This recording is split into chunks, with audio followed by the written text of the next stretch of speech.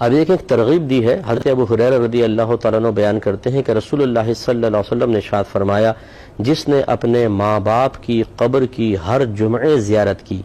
یا ان میں سے کسی ایک کی زیارت کی، یعنی سے والدہ ہی فوت ہیں صرف یا والدی فوت ہیں، تو اللہ تعالیٰ اس کی مغفرت کر دیتا ہے، اور یہ لکھ دیا جائے گا کہ یہ بری ہے، آزاد ہے، گریف سے، جہنم سے آزاد ہے۔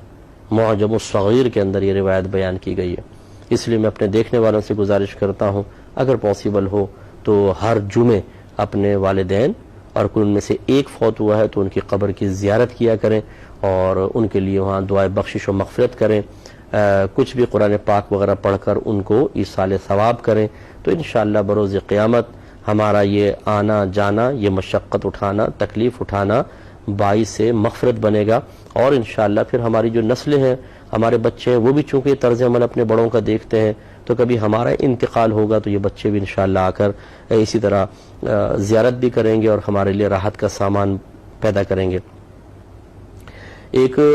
اور روایت، دو تین بس میں روایت عرض کر دیتا ہوں، پھر ہم بخاری کی حدیثوں کی طرف آئیں گے۔ حضرت ابو ہریرہ بیان کرتے ہیں کہ نبی کریم صلی اللہ علیہ وسلم نے ارشاد فرمایا، جو بندہ بھی کسی ایسے مسلمان کی قبر کے پاس سے گزرتا ہے جس کو وہ دنیا میں پہچانتا تھا،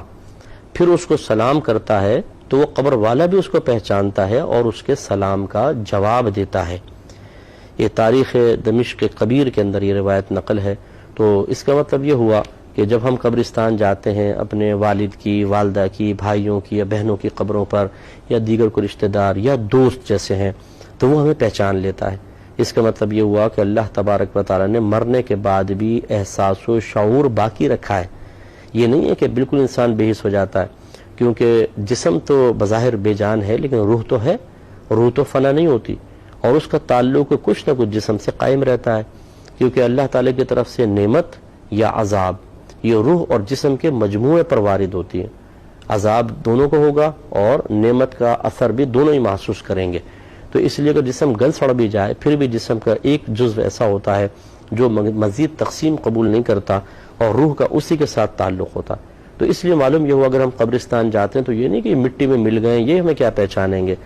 حدیث یہ کہتی ہے کہ وہ پہچانتے ہیں۔ اور ایک روایت میں نے پڑھی کہ نبی کریم صلی اللہ علیہ وسلم نے ارشاد فرمایا کہ مردہ کسی کے آنے پر سب سے زیادہ انسیت اس وقت محسوس کرتا ہے جب وہ شخص قریب آتا ہے جس سے بڑی محبت کرتا تھا۔ تو اس لیے اگر کوئی آپ کا قریبی ایسا رشتہ دار آئے